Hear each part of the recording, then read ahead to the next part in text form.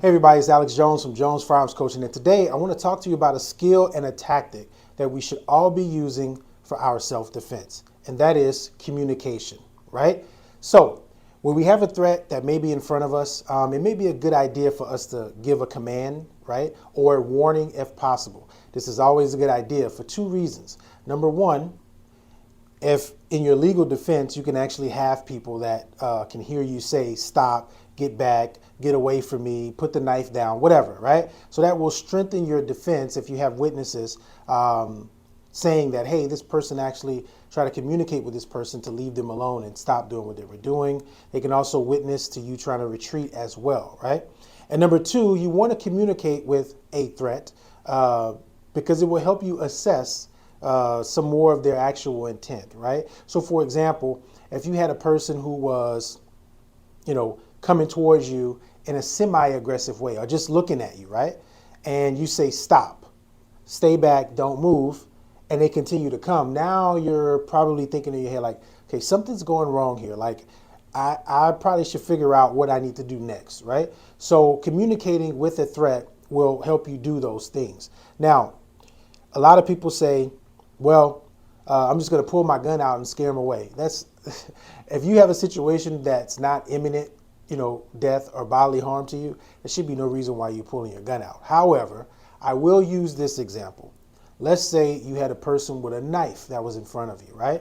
And you needed to communicate with them. Now, if a person has a knife, that's pretty textbook. It can cause great bodily harm or death, right?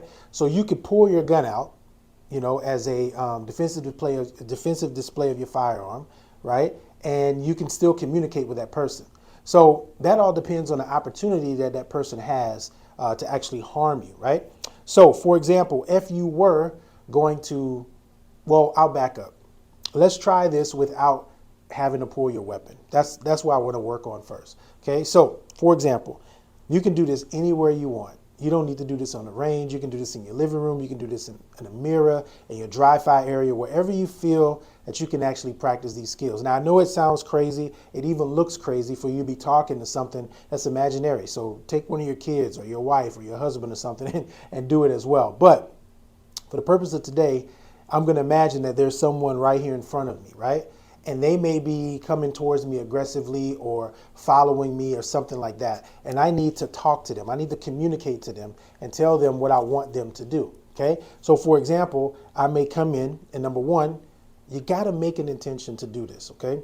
If you don't have the intention or the visualization to do this, this doesn't help you at all. Okay. So number one, I'm going to make my intention. I'm going to know, okay, I have a person. I'm going to use a scenario, usually pretty specific. I have a person who's following me.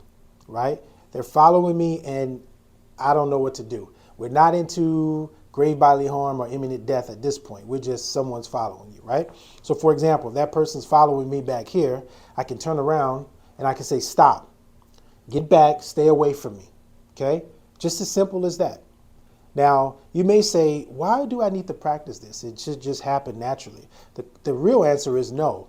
I know quite a few incidents that have happened where people have been confronted with either aggressive person or someone following them and they just froze, right? They just kind of froze. They didn't know what to say. They didn't know what to do. So practicing and visualizing those situations, if you were in that particular situation or something that was similar to it, you can come back and you can communicate. Now, if you notice, my hands are up, right? This is what we call like a high fence or a high guard. I like to call it a high fence, right? Where you're like, look, I'm ready to put some mojo on you if you don't back up. But two, it shows a presence that, look, I'm defensive at this point. I want you to get away from me, right? So again, that allows you to assess that person's intent. Like, are they just trying to walk past you and they're pissed off at somebody behind you, or like they're really trying to hurt you, okay? So it's simple as making the intent, making the visualization, knowing what the specific scenario may be, and you can sit there. Make sure you got, you're getting a good stance. You're getting all your defensive postures, right? I won't go into all that, but you can say, stop, get back, stay away from me. Now, here's a caveat to what you can also do to add some movement in it, right? You can say, guys following you, turn around, stop, get back, right? So now you're working on creating some distance, right? Stop, get back, stay away from me. You can start to do some circling, right? Working on your footwork. All this stuff matters, believe it or not, because if you're never in that situation, you want to be able to have some kind of, I guess you could say, muscle memory to help you through that situation. And if you practice this enough, I guarantee you, you're going to be much more sharper. You're going to have much more of an edge, right? So when it comes to the firearm, so let's go back to the firearm. If you have, we'll use the example of someone with a knife, which is obviously could cause grave bodily harm or death, right? It's pretty imminent. Let's say you have a person with a knife standing in front of you, okay? At that point, I mean, I'm either going to run away, or if I can't, I'm probably going to have my gun out, right? Now, just because you have your gun out on a person with a knife doesn't mean that you have to shoot them, right? Everything in context, totality of circumstances, all that stuff, okay?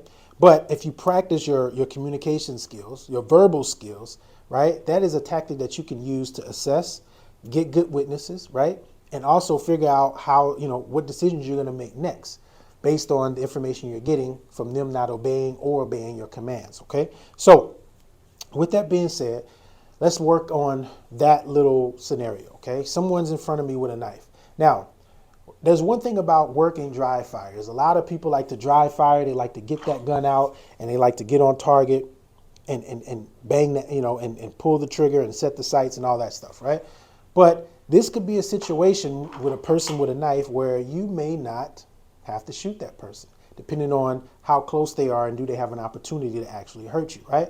But let's just say the person pulls a knife. They're really not that close yet, right? You can't really maneuver and get away, but it's very potential that this person can come and charge you with a knife and hurt you. So you defensively display your firearm, you take your firearm out, and you come to a low ready position, right?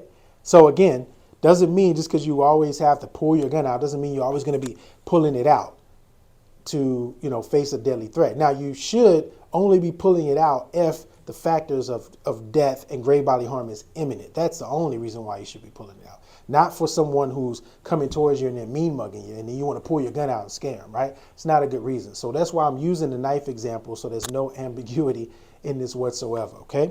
So what that would look like with your gun is, I want you to imagine that there's someone in front of me. You can't see that, but I can. Imagine someone's in front of me with a knife, right? And now I go back, I draw my gun, and I come to a low ready. Stop, stay back, do not move, drop the knife, right? So I got these commands, I got these words that I want. I'm telling them what I want him to do, okay? So a caveat to that drill would be to throw some movement in it, just like without the gun, right?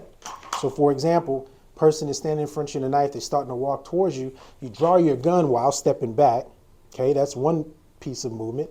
And you're giving commands, stop, stay back, drop the knife, do not move, right? And then you may start to do some circling, right? You may start to work on your footwork, like stop, stay back, right? The whole time you're giving commands. So this is something, as a self-defender, you definitely should be working on. I'm talking about, I can tell you, I know quite a few incidents where people have been verbally assaulted and physically assaulted, and they didn't even know what to say to a person that was attacking them, right?